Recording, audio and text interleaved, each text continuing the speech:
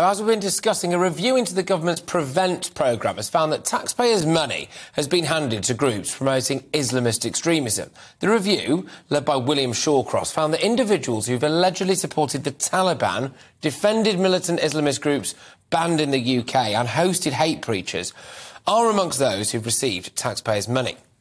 To discuss this right now, I'm joined by social policy analyst Dr. Rakib Ehsan. Dr. Rakib, great to see you again. Thank you very much for coming on the show. Big question for me on this, and it's the question that's been raised in the press today, which is, did the people behind the Prevent scheme deliberately send taxpayers' money to people that they know support groups like the Taliban and indeed also wanted Muslim members of our armed forces to refuse orders? Well, Patrick, I'll say one thing. It needs to be thoroughly investigated. But in truth, I'm not necessarily surprised, because under our state-backed model of multiculturalism, we have seen so-called community leaders empowered under that model in order to try and facilitate social stability in our local communities, when in reality, some of those leaders and figures have been responsible for peddling divisive extremist narratives. So I think the one thing for certain is that if these reports are indeed true, then what we're seeing here is a fundamental failure of Prevent, where groups are being funded to ultimately cultivate social cohesion and solidarity in their local communities, but in reality are peddling extremist narratives which are posing a fundamental threat to social cohesion in our country. And is that just overtly because there are groups in this country right now who say that they are very well-meaning Islamic groups who actually want to create an Islamic state in this country and are willing to lie to people like Prevent in order to do that? Well, Patrick, I've come across examples of charitable organisations. They speak the language of harmony and peace. But in reality, when you're looking at some of those charities, what they actually promote and the kind of organisations, other organisations that they support, secretly what they want is various forms of Islamist regulation in the British social sphere. In some cases, they've even expressed support for regimes which are very much hostile towards the British state and more broadly the Western world. So I think that what this really calls for is a fundamental exploration of how that funding is being allocated and the kind of organisations that are receiving those sources of funding. It says here the Home Office officials are terrified of looking like they are picking on Muslims. What are they afraid of? Well, I've no idea what they're afraid of, Patrick, because a lot of those organisations aren't representative of British Muslims at all. And this is a point that I made in our conversation yesterday, that if people want to take that line of thinking, what they're doing is actually betraying anti-Islamist British Muslims who are just as concerned as the wider public when it comes to extremism in their own communities. No, exactly. And this is the thing. And I am concerned that this is totally self-defeating on numerous different fronts. Firstly, the fact that actual taxpayers' money might actually have gone to groups who are just using it to promote things like radical Islam. I mean, that's self-defeating. Of course it is. Certainly from something called Prevent. But also the fact that if you think that you're doing this to not seem like you're picking on areas of the Muslim community, you're bracketing all the Muslim community in under one particular umbrella, which is hugely unfair. And on top of that as well, I think it's self-defeating because if it looks like a cover-up, it'll probably lead to more far-right issues because people feel as though their security forces aren't protecting them. Surely the best thing to do is just get this all out in the open.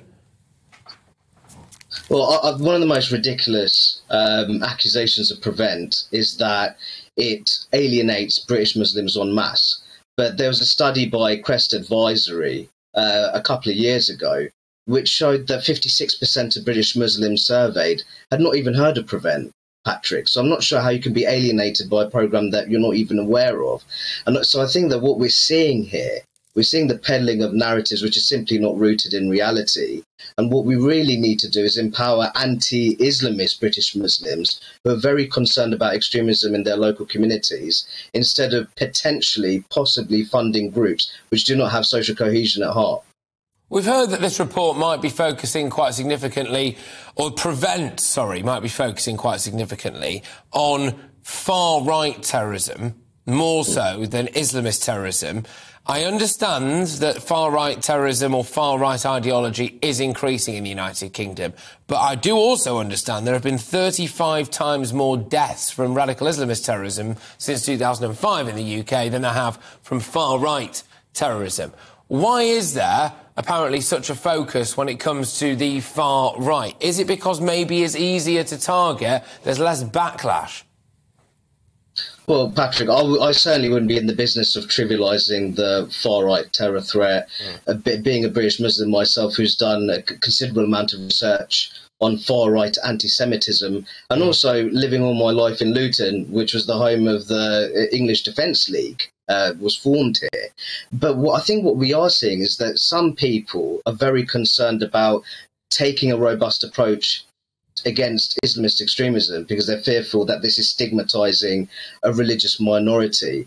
So I think that what we really need to do is look at how prevent activities are being orchestrated, and are they reflective of the ideological composition of the broader terror threat in this country, with the prevailing terror threat being Islamist extremism. Hard right extremism represents the fastest growing threat, but in terms of relative size, it is dwarfed by the broader threat of Islamist extremism, and we shouldn't lose sight of that. No, exactly. I'm just going to read a couple of things out from today's reports about this. So the report cites 4 examples, this is of where money went to from the Prevent scheme, including the leader of a Prevent-funded civil society organisation which made public statements favourable and supportive of the Taliban.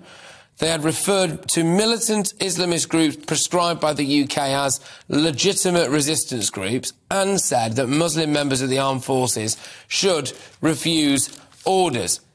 Is there an element in our society of certain Muslim groups who really do just want to infiltrate any single area of our society, almost like sleeper cells?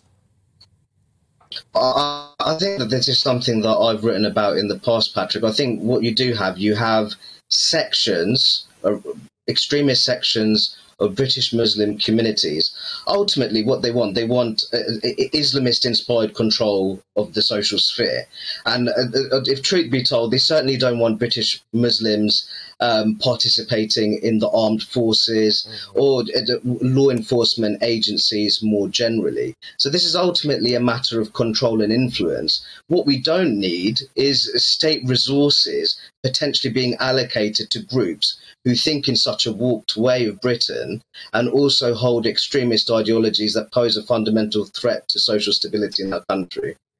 Dr. Rakib, thank you very much as ever, my good man. Great to have you on the show. Dr. Rakib Ehsan, their social policy analyst, just reacting to the shocking headlines that are coming out today. We hit on it a bit yesterday, but actually it's moved on because more and more detail is coming out about the idea anyway, and the big question mark that whether or not money, taxpayers' money, was deliberately given to groups known to support radical Islamism. Why could that be? The question is, of course, is it deliberate? Is there some agenda there? Can anyone actually be this incompetent? GBViews at GBNews.uk, and it's to that inbox that I'm going right now because many of you have been sending in your thoughts on this. Mick says, as with most of the UK's problems, the revelation that taxpayers' money has been given to terrorist-supporting groups is down to liberal left-wingers. The bleeding heart liberals are more concerned with terrorist perpetrators than victims and the safety of the majority. My big concern with this, Mick, would be about the fact that it appears to be some kind of cover-up. The only reason we're reporting on this or able to report on it is because people have actually leaked this report. They wanted it redacted. It's been sitting on a shelf for a couple of years and we're none the wiser about it. And now people have gone, enough's enough. We want it out there. This was not volunteered to us. This was not given up to us willingly. And I can't help but feel as though that response here of Home Office officials are terrified of looking like they are picking on Muslims, that is not their decision to make. The British public has a right to know whether or not you, me, every single person that we know has been giving some of our hard-earned cash to groups that may be very well-meaning on paper, may say that they want to bring community cohesion, to clamp down on things like extremism. In fact, they're literally saying they want to clamp down on extremism. The whole time, they're welcoming hate clerics into mosques and saying that Muslim people should not fight in our armed forces and saying that actually they support the Taliban. We have a right to know whether or not these groups exist, even if it is a very inconvenient truth for some people on the left in society. We should be able to find that out. Just one more. Jacqueline says, I used to work for local government and attend mandatory Prevent training. It seemed back to front. When I questioned this afterwards, I was told that it was not to prevent radicalisation and terrorism, but to prevent hatred towards Muslims and Islam. Well, there you go. Strong views on a lot of different sides to this particular issue. gbviews@gbnews.uk is that email address. Thank you very much for everyone who's been getting in touch throughout the course of this show on that issue. It's an issue that I'm certainly not going to let drop here, because I think the security and the safety of our citizens should be paramount, more so than the security and the safety of protecting the names, the bad names, of some of the groups who apparently seek to wish to do us a lot of harm. I think our priorities are all a little bit skewed.